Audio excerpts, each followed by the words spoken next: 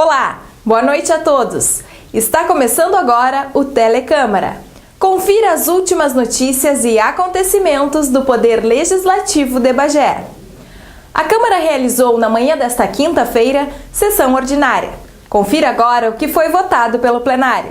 Os vereadores aprovaram a lei de autoria do vereador Rafael Fuca, do PT, que denomina de Tarcísio Antônio da Costa Taborda o Largo da Catedral de São Sebastião. O projeto agora vai à sanção do prefeito Dudu Colombo. O requerimento de autoria do vereador Wilson Moraes, do PMDB, que propõe a realização de sessão especial na Associação Comercial e Industrial de Bagé, a ACIBA, no dia 3 de junho, foi aprovado pelos parlamentares. A autorização de viagem do vereador Bocão, do PTB, a Porto Alegre no dia 9 de maio, para cumprir a agenda junto à direção dos Correios do Estado, também foi aprovada pelos vereadores. Na próxima sessão, segunda-feira, dia 12, deverão ser votadas as seguintes matérias. O projeto de lei de autoria do vereador Fuca, que declara de utilidade pública o piquete de tradições gaúchas Sinuelo da Querência. A proposta passou pelo plenário em segunda discussão. Os requerimentos de autoria dos vereadores Wilson Moraes, do PMDB, e Carlinhos, do Papelão, para viajar a Porto Alegre no dia 13 para cumprir a agenda. Também na próxima sessão, secretários e o procurador jurídico da Prefeitura estarão presentes para prestarem esclarecimentos sobre o andamento de suas pastas. Vereadores prestigiam formatura da boina no 3º RCMEC. Realizou-se na manhã desta sexta-feira, no pátio do 3º Regimento de Cavalaria Mecanizada, a entrega da boina preta aos recrutas incorporados no Serviço Militar de Bagé. A cerimônia, que marca o fim do período de instrução individual básica de formação do combatente, foi prestigiada por familiares dos soldados, autoridades civis e militares. O uso da boina representa a conquista de objetivos e a superação de inúmeros obstáculos físicos e mentais propostos aos militares durante o período de formação do combate básico. A partir desta data, as instruções voltam-se para a qualificação dos militares. Eles serão formados especificamente para as diversas funções que desempenharão na unidade.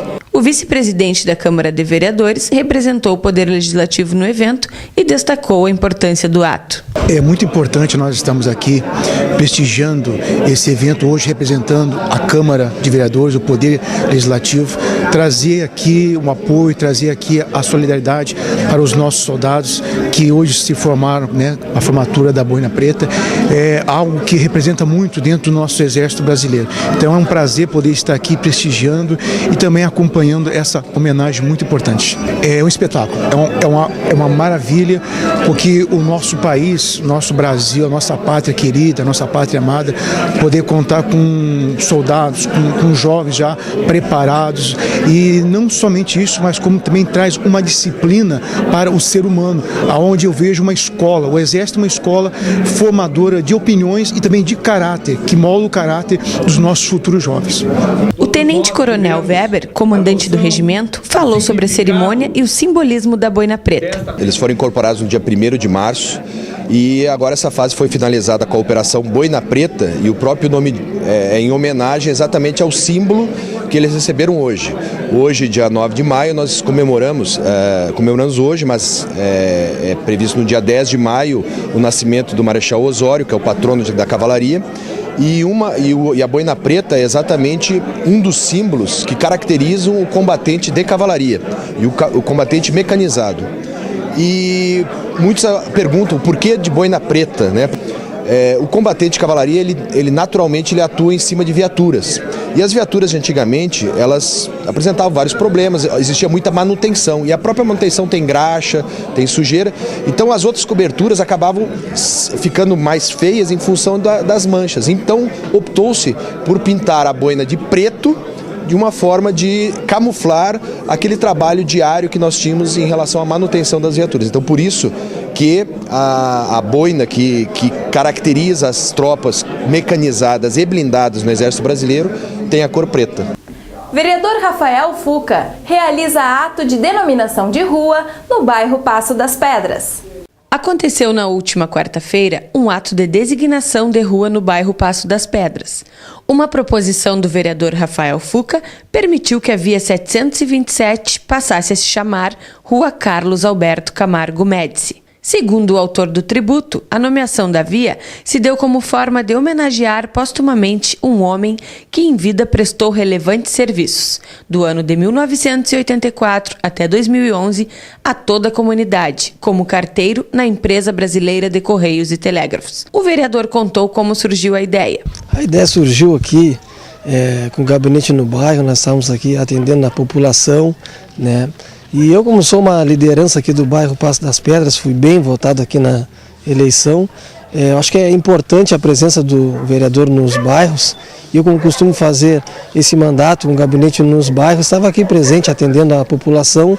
Quando um morador que reside aqui no bairro Passo das Pedras deu a ideia de fazer uma homenagem ao Carlos Alberto Médici. Fuca ainda acentuou que Carlos Alberto Médici teve seus méritos reconhecidos, quando por 2 vezes destacou-se como carteiro padrão de Bagé e outras 2 do estado do Rio Grande do Sul, justificando assim o merecimento da consideração. De fazer uma denominação desta rua em memória dessa grande pessoa que foi carteiro, que durante anos prestou um belo trabalho para a nossa cidade de Bagé, também reconhecido no nosso estado também.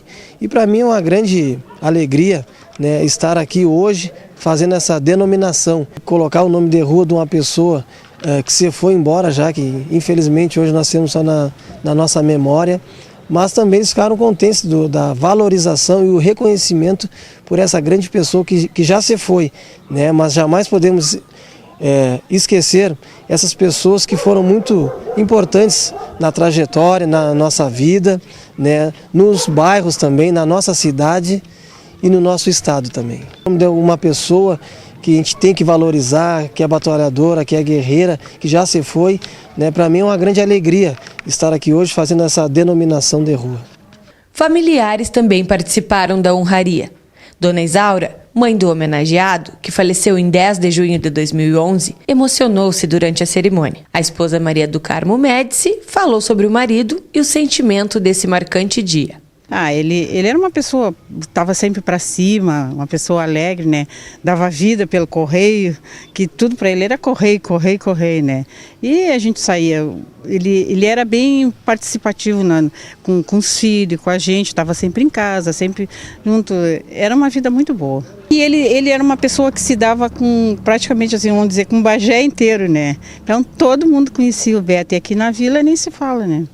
É uma emoção grande, né? Porque a gente nunca esperava que isso partiu de um morador do bairro, por a gente morar aqui desde que começou o bairro. Aí então um fim de semana que o vereador Fuca fez o gabinete dele no bairro, aí o morador foi ali em casa e pediu se podia nomear essa rua com o nome do Beto, né? Aí o Fuca disse que veio, né? É uma emoção bem grande, né? Porque é uma coisa que a gente não esperava, né? Ainda estiveram presentes no evento, para homenagear Carlos Alberto, os colegas dos Correios e Telégrafos. O senhor Valdir Souza Correia, que trabalhou por 11 anos com Médici, falou um pouco sobre o colega e a honra de ver a classe homenageada. Era um ótimo colega, de prestar serviço para todo mundo que precisasse dele, ele estava sempre à disposição para ajudar. Eu lembro que ele era uma pessoa de bom caráter, né? Ele trabalhava bastante, não tinha trabalho ruim para ele, estava sempre à disposição. Só coisa de boa que tem que falar dele, não tem nada de ruim. Era uma satisfação sempre ter um grande amigo do lado, um bom colega. E eu sinto até um orgulho, sabe, porque ele era um dos representantes sindical, né, e ele lutava por isso aí também, sempre pela a classe ser sempre bem vista, né. Ele era um rapaz que lutava por isso aí. A gente fica bem com orgulho. A cerimônia foi oficializada e encerrada com o descerramento da placa inaugural da nova Rua do Passo das Pedras.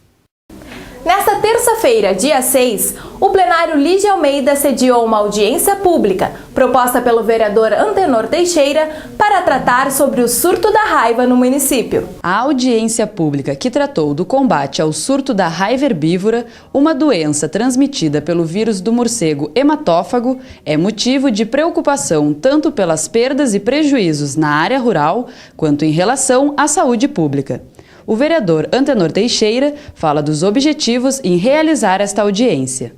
nós esclarecermos a comunidade, a população em geral, mas principalmente quem está ligado diretamente no tema, que são moradores e produtores rurais, do risco da perda do seu patrimônio, que é o seu rebanho, da necessidade da vacinação nessas áreas indicadas para a vacinação e cobrar do governo, e veja bem, não da área técnica, da inspetoria, da coordenadoria de combate à raiva no Estado, que vem trabalhando, se esforçando muito bem, mas cobrar uma atitude de mais posicionamento, tanto do governador como do secretário de Agricultura do Estado, inclusive, pelo que nós vimos hoje aqui na audiência, existe uma demanda da falta de pessoal de campo de trabalho nas inspetorias, nós produtores, e o medo, tanto na questão do patrimônio, da perda do patrimônio, mas principalmente até porque a raiva não tem cura, principalmente aos moradores, aos produtores, a quem manuseia no meio rural animais, principalmente animais infectados, que têm um risco bem maior de contaminação. Estiveram presentes na ocasião autoridades políticas e representantes do setor rural. Entre eles, Nilton Rossato, coordenador do Programa Nacional de Controle da Raiva Herbívora, que fala nas formas de combate ao surto. Na realidade, a vacinação ela é um método complementar dentro do programa. O que se busca na realidade é a diminuição da população de morcegos hematófagos. Tu faz concomitantemente, tu reduz a população de morcegos e utiliza-se a vacinação como prevenção, vamos assim dizer, para evitar o maior número de mortalidade dos animais e também a questão de diminuir o risco à saúde pública. São duas coisas, elas não podem ser isoladas, são simultâneas. O que nos interessa basicamente com o criador, e é uma atribuição do criador, é que ele nos indique possíveis refúgios de morcegos dentro de sua propriedade. E isso é uma atribuição dele, proprietário, que conhece a sua região, conhece a sua área. Então, isso é o que nós buscamos. Então, mesmo para quem não está presente aqui, se nós não localizarmos novos refúgios, que a progressão dos focos que houveram nessa região, ela aconteceu exatamente em refúgios que nós não conhecíamos. Então, é fundamental, além da vacinação que a gente está solicitando, e isso é tão importante ou mais, que é a localização dos refúgios para a gente poder fazer o controle. Nilton faz também um alerta aos trabalhadores do campo e técnicos rurais, população de maior risco de contaminação, sobre os riscos em manusear animais infectados. Um animal com sintomatologia nervosa, ele pode transmitir ao criador durante o manuseio, ou seja, ele põe a mão na boca, ele em contato com a saliva, coisa e tal. Então essas pessoas, a partir do momento que tu coleta o material, vai para o laboratório e der positivo, nós retornamos ao criador e se comunica, olha, vocês manusearam um animal positivo para raiva. Então, essas pessoas são encaminhadas a um posto de saúde, aí entra a questão do procedimento da Secretaria da Saúde, tá? Então, no sentido de fazer uma vacinação. A saúde hoje ela está usando tentando fazer uma vacinação pré-exposição na área de focos. Na área, só que é muito grande a área. Na real, o que nós da agricultura ou estamos diretamente no controle dos morcegos, realizando é que, a partir da constatação de um animal positivo, e isso é diagnóstico laboratorial, as pessoas que tiveram contato vão ter que ser obrigatoriamente sofrer o procedimento de vacinação com a Secretaria da Saúde. E nós acreditamos que em pouco tempo, se houver a conscientização do produtor, o apoio da inspetoria e a participação efetiva do combate da Coordenadoria da Raiva, nós vamos conseguir conter o surto na nossa região. Mas tem esse tripé que ele tem que funcionar. Se falhar qualquer uma das pontas, com certeza nós vamos seguir com um surto muito grande de raiva na região. Novo comandante da Brigada de Cavalaria Mecanizada de Bagé visita a Câmara de Vereadores. O general Arnaldo Alves da Costa Neto esteve terça-feira, dia 6, visitando as dependências do Legislativo bagense. Ele foi recebido pelo presidente Wilson Moraes. A passagem de comando do general Juarez Alves Pereira Júnior para o general Neto aconteceu no dia 26, no 3º Regimento de Cavalaria Mecanizada, em Bagé. O comando é responsável pelos quartéis de Bagé, Santana do Livramento, São Gabriel, Dom Pedrito e Jaguarão. O novo comandante tem 52 anos, é casado e tem 2 filhos. Desde 1978, integra as Forças Armadas e esta é a primeira vez que irá atuar no Rio Grande do Sul. Vereador Jandir Paim recebe título de honra ao mérito como líder comunitário em Porto Alegre. O vereador Jandir Paim cumpriu a agenda essa semana na capital do estado. Na ocasião, foi agraciado com uma surpresa. Ele recebeu o título de honra ao mérito pelos serviços prestados enquanto atuava como líder comunitário do bairro Ivo Ferronato. O edil relatou seus 20 anos de trabalho com a população daquele bairro. A gente começou numa ocupação, no bairro Ivo Ferronato, Morgado Rosa, e é ali que eu comecei a ver que eu tinha essa tendência para o trabalho comunitário. Quando nós chegamos lá não tínhamos nada, eram as casas, porque aquilo foi construído e não houve possibilidade da negociação pelos valores que pediam na época. E aí houve a ocupação, tanto no Ivo Ferronato, no Morgado Rosa, são 1.344 casas, E a gente começou uma luta lá pelo direito ao teto. E conseguimos, Em 98 a gente conseguiu iniciar as assinaturas de contratos. E aí começou as conquistas, Escola, que tinha o prédio, não abria, água não tinha, luz, posto de saúde, transporte, e a gente foi conquistando, passo a passo, essas coisas aí. Hoje nós temos, no Ivo Ferronato tem uma escola padrão, tem uma EMEI, que é modelo, do padrão MEC, temos um posto de saúde padrão, tem uma casa da família, temos um centro comunitário também, que junto com as irmãs, filhas de Maria Auxiliadora, que é um grande trabalho que elas fazem lá. E a gente procura fazer o melhor sempre possível. Agora estamos ganhando a Praça do PEC, então são 20 anos que dá para dizer que tem muitas conquistas aí, muita coisa para conseguir, mas já tem um grande avanço.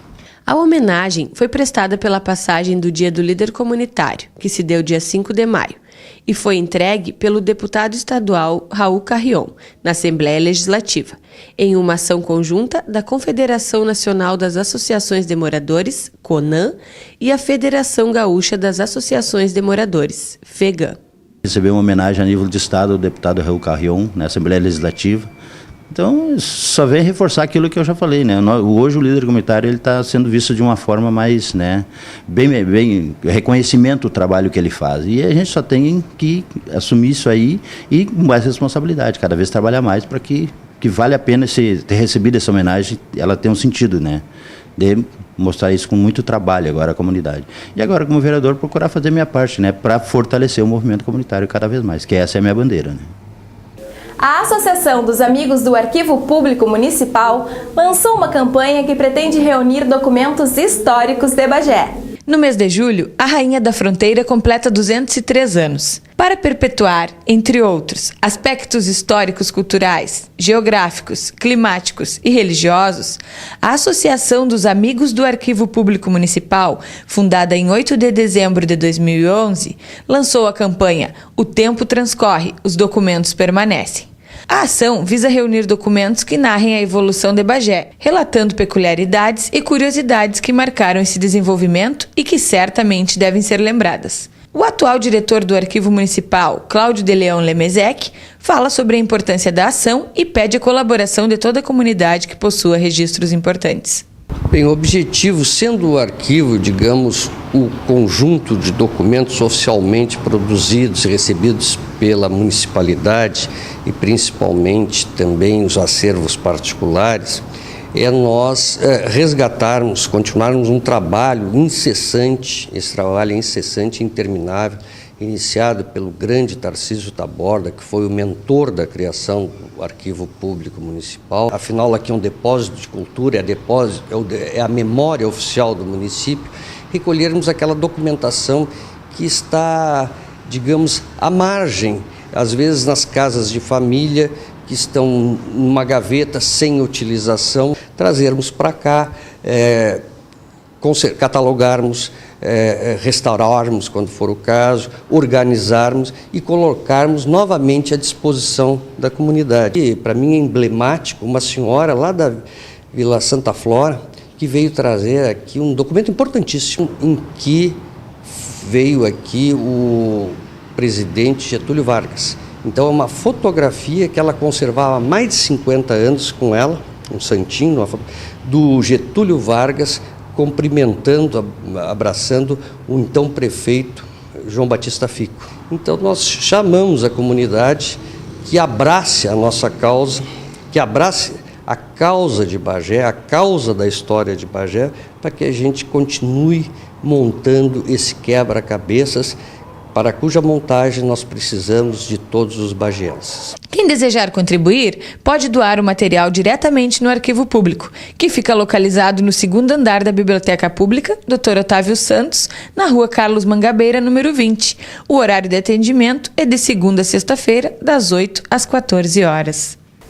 Tramitam na Câmara de Vereadores 2 projetos que tratam da ampliação da gratuidade do transporte público municipal. Os vereadores Carlinhos do Papelão e Esquerda apresentaram na Câmara de Vereadores projetos de lei semelhantes, já que ambos se fundamentam basicamente na ampliação da gratuidade do transporte público municipal. Carlinhos propõe a alteração da idade, que atualmente é de 65 anos, diminua, passando a ser de 60 a idade mínima para que os idosos possam usufruir do benefício. Já a esquerda tem o intuito de conquistar a gratuidade para portadores de doenças como lúpus, câncer e também para deficientes temporários, que são os que se encontram em momento fisioterápico. Os responsáveis pelas empresas de ônibus em nossa cidade deram suas respectivas opiniões sobre as propostas.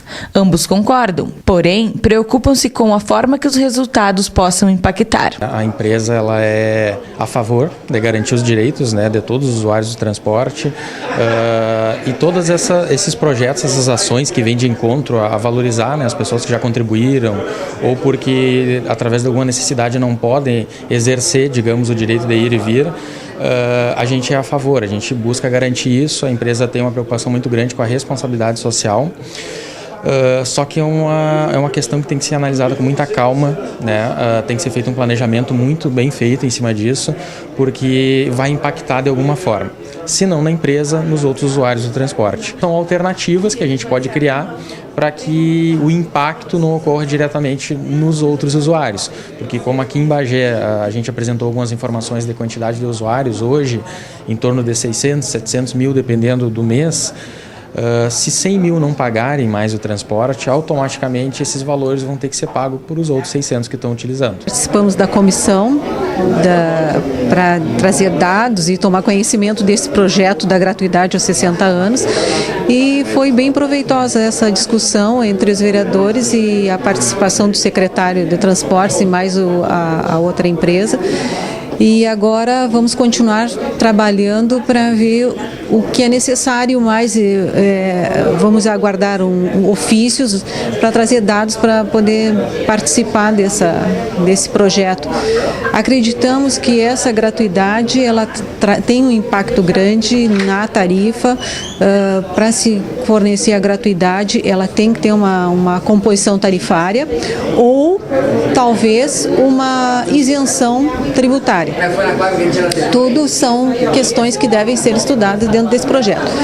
E com relação a outra gratuidade do lúpus, a gente tem notícia pela imprensa, mas não conheceu o projeto, ainda não viemos para participar desse projeto. Também, quem opinou sobre o propósito de cada um dos vereadores foi o secretário municipal de Transportes e Circulação, Antônio Luiz Arla da Silva.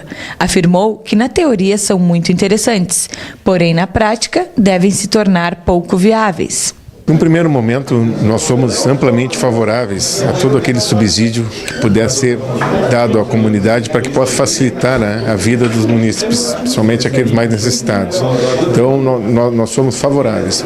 A nossa preocupação é quanto a como vai se operacionalizar essa gratuidade frente aos custos que ela envolve. Um projeto trata da gratuidade com relação a algumas doenças, né? Já temos hoje diversas doenças que são colocadas e que os portadores têm gratuidade para o tratamento e os vereadores preocupados com isso estão colocando mais algumas doenças aí que felizmente atinge uma parcela pequena da população, bastante pequena, né? Que vai causar certamente alguma alteração aí no custo da passagem, mas é uma alteração bastante pouco significativa.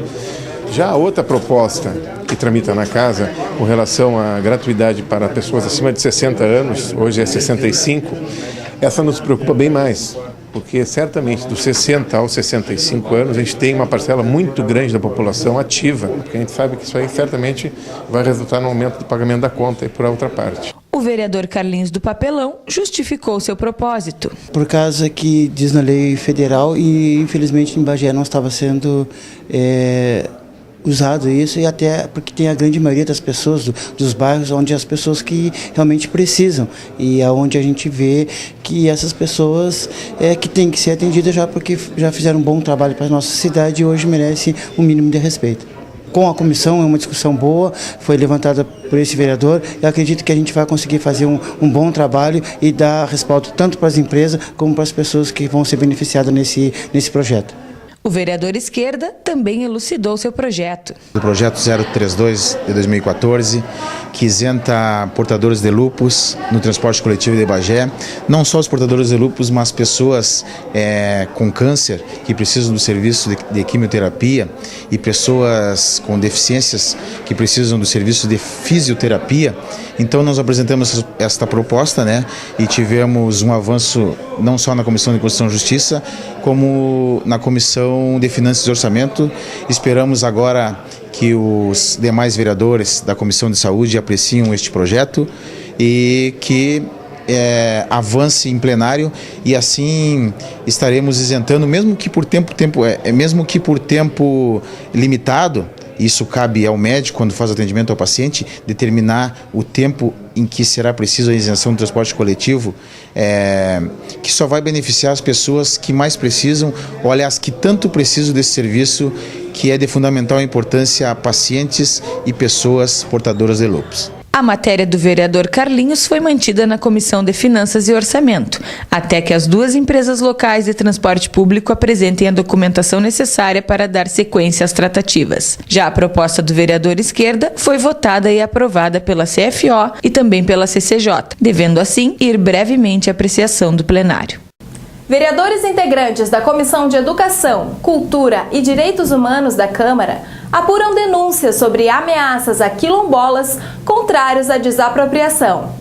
Presidida pelo vereador Geraldo Saliba, acompanhado de outros membros vereadores, Carlinhos do Papelão e Sônia Leite, a Comissão de Educação, Cultura e Direitos Humanos foi até Palmas apurar os fatos gerados através de uma denúncia feita à Câmara de Vereadores, de que a desapropriação de terras em prol de remanescentes quilombolas na localidade de Palmas estaria gerando um conflito interno, já que moradores que seriam contemplados com medidas governamentais não estariam aceitando integrar o programa que prevê a criação de uma associação quilombola na região. Quem recebeu a denúncia foi o vereador Antenor Teixeira, que mesmo não fazendo parte da comissão, fez questão de acompanhar os demais vereadores. Onde foram averiguar junto com a comunidade, em primeira mão com a Associação de Moradores e Produtores de Palmas de Joca Tavares, algumas denúncias que nós havíamos recebido, de diferenciação de tratamento de quem faz parte de uma associação e de quem não faz parte dessa associação.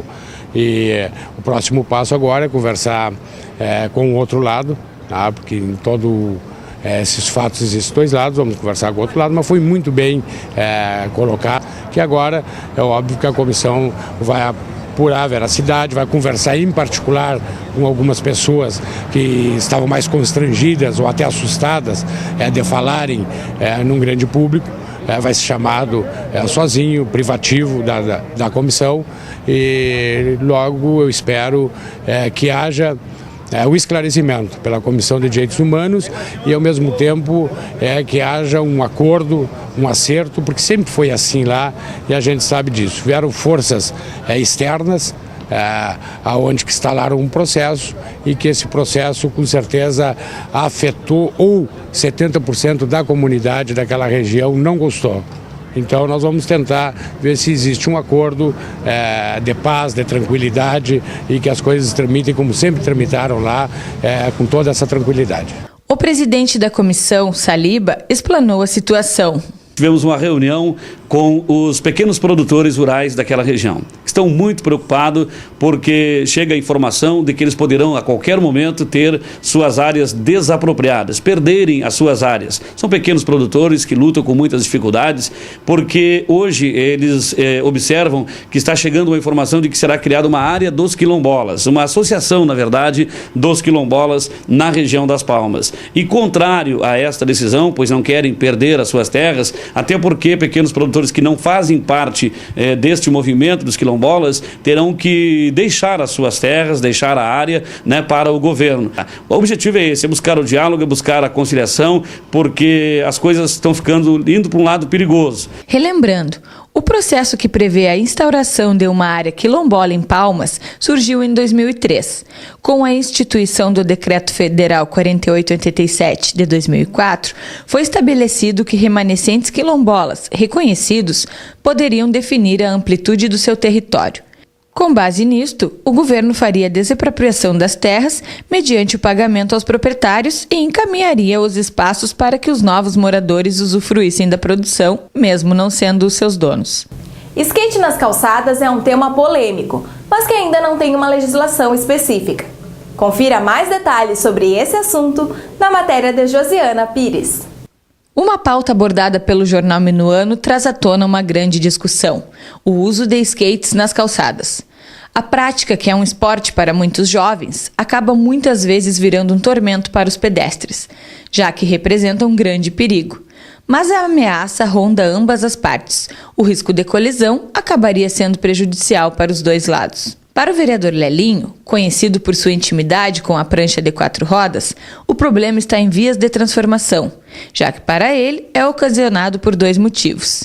Seria uma questão cultural, passada de pais para filhos, de que a calçada é mais segura, e também a falta de mais locais apropriados para que os adeptos do skate pudessem praticar. Hoje eu sou o único skatista vereador eleito do Brasil. E com tudo isso, tem uma responsabilidade muito grande, né? Em virtude de ser skatista e também ser uma autoridade dentro do município. Sobre o skate na calçada, o trabalho que tem que ser realizado para que não se tenha skate na calçada é através de um trabalho educativo, onde os pais possam participar também. Realizam atividades que possam orientar uma prática com consciência, uma prática com segurança e a prática no lugar adequado. Só que a gente não pode condenar aquela gurizada que anda na calçada, tanto quanto marginalizar eles. Eu acho que essa não é a forma, a gente tem que fazer um trabalho educativo muito maior para que eles possam entender que o lugar certo de você praticar o skate ou é na praça de esporte, que você tem uma pista itinerante, ou é na pista de skate, que é um lugar apropriado, mas que ainda não contempla o número de quase 2.000 simpatizantes que se tem aqui em Bagé. Porém, o que não passa de um esporte urbano para uns, em contrapartida preocupa outros, já que ainda não existe uma legislação específica. O vereador Edmar Fagundes protocolou no ano passado o projeto de lei que visa coibir e tratar como infração o uso de skates, além de bicicletas, triciclos, patinetes, patins e similares, tanto em calçadas quanto em praças e canteiros. E esse projeto foi levado ao prefeito, ao executivo, já estamos no prazo de 1 ano. E aí, ainda há pouco eu fiquei sabendo pela minha assessoria que terça-feira, agora semana que vem, no dia 6, vai ser apresentado ao prefeito. Então depois ele volta a casa, sendo que já saiu da casa para o prefeito, aprovado com unanimidade por todos os vereadores, todos os edis dessa casa, entenderam e compreenderam a proposta desse projeto. Qual é a proposta desse projeto? Não é fazer com que as pessoas sejam proibidas a praticar o esporte de skate ou andar de bicicleta na rua. Pelo contrário, existem locais para isso. E no centro da cidade, nas calçadas, onde há o passeio, fluxo de pessoas, os pedestres, é impossível admitir. Então danifica a calçada, provoca até mesmo risco de vida aos pedestres. Então esse projeto vai contemplar a nossa sociedade. Porém, a proposta foi para o Poder Executivo, mas até agora o governo municipal ainda não se posicionou. E o Telecâmara de hoje fica por aqui.